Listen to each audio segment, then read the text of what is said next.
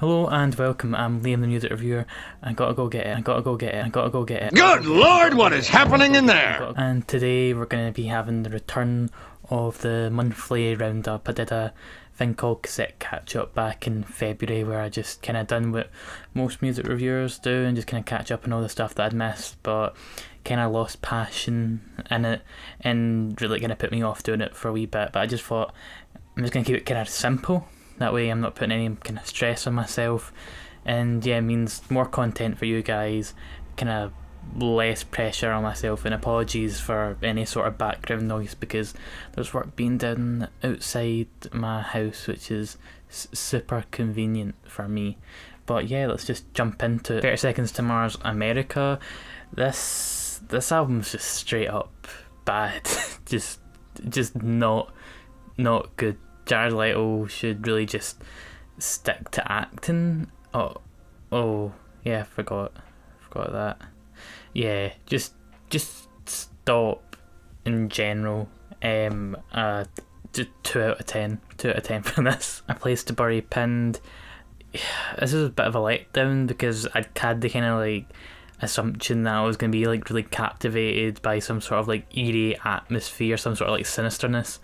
And what I got was just a really meh album that just didn't really offer me much. After I listened to it twice, I just didn't want to come back to it. There's just no real pull from it at all. Light 4 out of 10. Cardi B, Invasion of Privacy. People have been surprisingly positive on this one. And yeah, it's pretty run-of-the-mill. Better than a lot of the rap projects that have dropped so far this year. Some quite good songs on it, but it does kind of fall into a few kind of like pitfalls or points where it just feels like songs are just being repeated. But Cardi's got good presence, at least. It's very, very basic album. It kind of succeeds in what it needs to do, but it's by no means a good album in my books. I'd give it a strong 5 out of 10. Confidence Man, confident music for confident people. It'll probably be hindsight that will get me in trouble here for saying this is going to be the most fun album of 2018, but I really don't see anyone being able to top this. This is very much what Kiro Benito's Benito Generation was for me back in 2016. This is just so much fun. There's going to be like the obvious LCD sound system parallels, and yeah, there's going to be them because you can tell they're a huge influence on them, but I feel like as the band put it, there's a lot more dork in this. It's just a lot more goofy, it's a lot more self-aware, it's just a lot more ridiculous, and that's what makes it just such a great time in general. I really had no idea what I was getting into when I listened to this, and even though I could have just like listened to it just a few times to get a general vibe of it, it's like in double figures at this point. I've listened to it that much, and because it's so easy to listen to, and I just really respect it as a project. Just it's fun,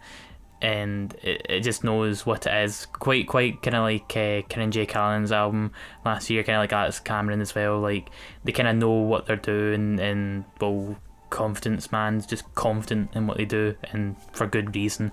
Feeling a strong 8 out of 10 on this album. Flatbush Zombies, Vacation in Hell. Few music reviewers in the community have already done videos on this more in depth, and I pretty much kind of agree with the general vibe everyone's got from it, that there's a good hip hop album in here, but it just kind of prioritises being kind of like just basically quantity over quality, which is something I think we'll just start seeing more and more, especially now that streams are kind of very helpful for getting like chart success and whatnot. There are some like great tracks on here, especially ones that are very telling, very personal, which made it kind of like at points just a very interesting listen. But for most of it, I was kind of just like snoozing off. I just didn't really feel myself I was getting all that grabbed at all. Probably give it a light solid 6 out of 10. Like I say, there's a great hip hop album in here somewhere. It's just kind of like drowned by all the filler. Hinds, I Don't Run. Yeah, I had fun with this record, but I just don't feel like it's offering all that much. And even when it reaches the highs of this record, it doesn't feel like they're enough to distract you from the fact that really there's no point in this album where you feel yourself like totally won over. it is, like I say, just it is trying to focus on being more of a fun record, and I feel like during the summer this will be an album that kind of like I'm maybe a bit more lenient to, that kind of like I'll be in the proper mood to enjoy it as it is, but like viewing it from this kind of like reviewer perspective, it's fine. I'd probably give it a decent to strong 5 out of 10. It doesn't do anything horrible. It's just kind of like it's doing what it's doing, and it's decent at doing it. Hop Along, Bark Your Head Off Dog. Oh, this is such a good indie pop project. I don't know what I love about this more is that like it points, this is like really intelligent with what it's saying and how it says it. There's some like beautiful lyricism and imagery that's created, and overall it's just so catchy. It really is combining all these kind of like sensibilities together to create just a really strong product, and it's incredibly tight. I think it's about 35 minutes long. I might be a few minutes off there, but yeah, it's just tight, just dripping with quality. Yeah, I just had a great time with this. Light to solid 8 out of 10 for me. Janelle Monae, Dirty Computer. Have to commend Janelle Monae on this, because when I first listened to it, I just knew that it was going to piss some people off of the lyrics. They were going to complain that it was like, oh, she's mansplaining, she's being a crazy feminist and all that, and it just feels like what she's saying to me anyway. It feels like common sense. There's some things where I'm like, you could have maybe said that a bit better, but honestly, like on tracks like Django Jane, where she's got this rapping flow, there is like some like, it feels like there's some kind of like really subdued visceralness that kind of like jumps out at random points. There's that really Prince influence song Make Me Feel, with just just so entertaining. I do think Ryan from Not Real Music mentioned that Prince did play some sort of songwriting role here, had some sort of role in all of this, and you could definitely tell that. Like it would have been weird if he hadn't. But yeah, I just think there's a lot of really strong tracks on here.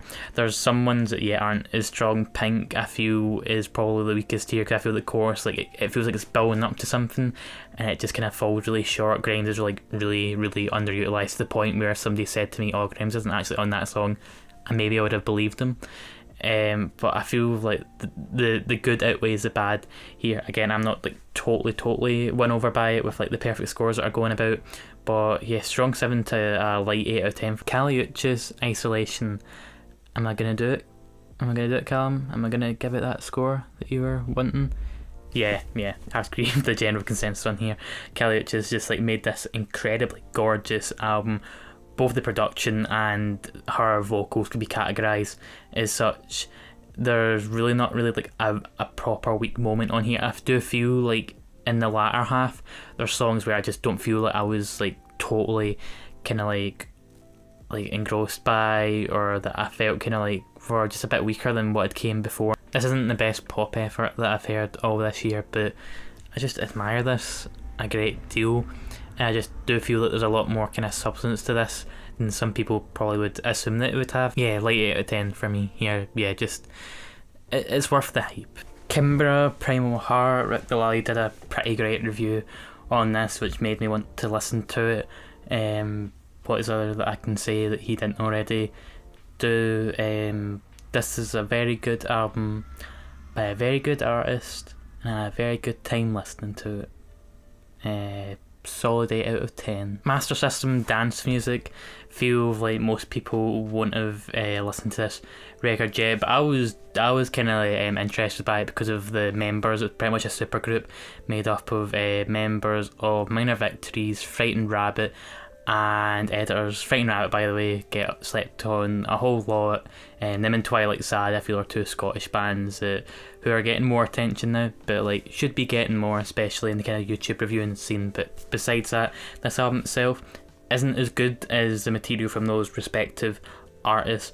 That being said, though, it is a good rock album where I feel Scott Hutchinson from Frightened Rabbit really elevates it quite a fair bit with his. He's just got this wit, and like he's very talented, especially when it comes to lyrics. And I feel that kind of makes it feel like more than just kind of like an angsty rock album. But definitely recommend this. I feel like it's one of the rock albums from this year that I just think deserves a bit more attention, even if I don't think it's the best one I've heard this year. I definitely do think it deserves to have just been talked about a wee bit more. I feel light to solid 7 out of 10 on it. Princess Nokia, A Girl Cried Red. This was a shame because I do like 1992 a fair bit, and then when it came to this EP, just it's just not very good, is it? The best song on here is like a tacky Charlie XCX song, and Little Angel, it feels like it's meant to be like a kind of like a tribute to Little Peep, but it kind of just becomes so corny is the word. Like, I don't think Princess Nokia's voice really just kind of like tries to deliver the same emotion as I feel somebody like Little Peep genuinely did. I think that's probably like a unpopular opinion there, but I genuinely liked his work. I feel Princess Nokia was trying to replicate it, and I just don't feel like she does that good a job with it. Decent 3 out of 10. I expected nothing from Care For Me by Saba. Kind of just went into it knowing that he'd collaborated with people like Chance the Rapper. What I got here was far different from like anything that I would have anticipated it being. I think that it pretty much is like a hip hop version of like A Crow Looked at Me, with like this like really strong feeling of loss. There's moments where like it really does like chirp up, and then like on Life where it's like a kind of like really, it's like kind of like an Earl Sweatshirt-esque banger with all that kind of like dreary production, but Saba can like it's got a lot more presence on it. Just has such a way with words on this. It's just like a really good emotional hip hop album. I guess with people, when people are saying like emo hip hop, I feel like there is albums like this that kind of like do kind of could be categorized as such. Strong 8 out of 10 for me. Really like this album. Sleep the Sciences. Giza Butler was, if I'm pronouncing that right, I don't know, like every time I've listened to this album, that's kind of where like I've kind of like tuned out a bit, and I've came back around for the final track. But the rest of this just like weaves this like really like, just again I keep using the word captivating for some of these albums, but it really does like weave this like captivating atmosphere where I feel like really enthralled. Like, it could have easily become this like repetitive slog that's just kind of stoner metal and that, but it just manages to avoid it really well.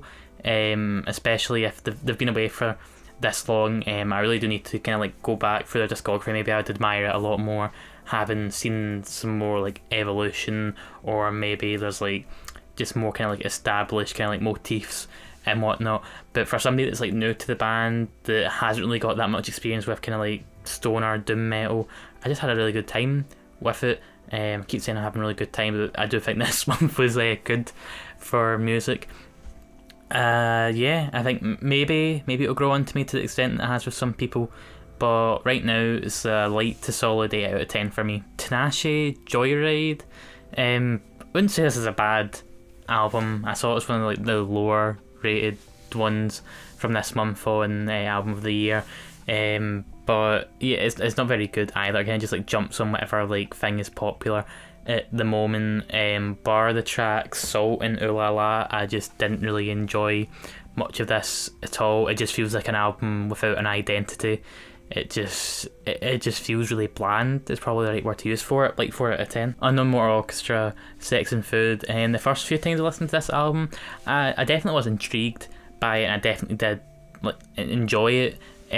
But the more and more I've been listening to it, like it just came to like earlier this week where like I listened to it again and everything just clicked. Like my brain was just like in the right mood for it, and that was me. I was just like taking on this psychedelic trip with just, it is kind of front loaded. I guess like most of the best tracks on here are in the first half of it, and maybe that's why I don't think this is quite as brilliant as I would maybe want to herald it as being. But apart from that though, yeah, this is just seriously good kind of like psychedelic music. Everyone's obviously missing people like Tame Impala just now, but I do think that Unknown Orchestra are giving them a run for their money. I'd give Sex and Food a light 8 out of 10. I've had a few people ask me what I thought of Virtue by the Voidz, and really it came out at the tail end of last month, so I'm just gonna like give it a pass here, because I do want to basically say that yeah, I agree with people like Josh the blogger, who is saying that it's one of like the strongest kind of rock albums from this year. There's just songs where like Pyramid of Bones is one of the best tracks I've heard this year. It's like it's got like these doom metal vocals with just kind of like your average kind of like rock, but like obviously with the Voidz, like they make everything just sound just so much more grandiose and almost like a total like drug trip or something like that. Like you never really know like when it's gonna like twist and turn about, and that just the band done good here. The band done very good. Again, there's a few albums from this month where I feel like that they start to like fall off the wayside a bit when it gets to the second half. Is the second half as strong as the first half here? No, but it's still good. Like it's pretty much a great first half and a good second half, which is why I feel I liked a solid 8 out of 10 on this. Wiley, Godfather II. This is a bit of a disappointment because Godfather was on my album of the year list for 2017, and half of this album is like some pretty good grime music. I cannot deny that at all. But the latter half is like proper regression back to like Wiley's like pop rap days, but without much of the same entertainment or enjoyability. Just yeah, kind of like it feels like this was just kind of given the Godfather 2 title just to like get that same attention, like 5 out of 10. Last album we're going to talk about today, Wye Oak. The louder I call, the faster it runs. Oh god, yeah, it might not be like so deep with like its instrumentals or its lyrics, and again I do think this is another record where I really want to like it more than I actually do. The same can be said about the Janelle Monae record, where I really do want to be as in love with it as other people are. But oh my god, there's songs like The Instrument where I just feel like I totally adore it. It kind of avoids the pitfalls of most synth pop, indie pop music, where it just kind of feels very like vanilla basic. Like there does feel like this kind of like sense of purpose and importance where you feel like, yeah, I need to give this all the attention I can get. Oh god, yeah, I really would be raving more about this if it didn't like use up so much of its energy in the first kind of like the first third and doesn't really capture it until the end. But yeah, I'm feeling a light to decent 7 out of 10 on this. I think in terms of a best and worst album of this month, worst album is easily the 30 Seconds to Mars record. It's just straight up trash. And Little Xan's as well was really fucking bad, so like they're probably the two worst ones I've heard. It's a tie for my best album though. Saba, Care For Me and Confidence Man, Confident Music for Confident People are just two great albums, but they're so different from one another. It's really going to be difficult this year. I kind of have in mind what my top 5 are at this point, but every month so far something news came along. I feel like maybe this isn't quite as triumphant a year as people make 2015 or 2016 out to be, but we've still got like quite a fair bit to go at this point, so we might be getting another few gems maybe even this month. But yeah, I've been Liam the Music Reviewer. Thank you for watching as always. Any recommendations and whatnot, just let me know. Stay safe, stay hydrated, and I'll speak to you guys very soon.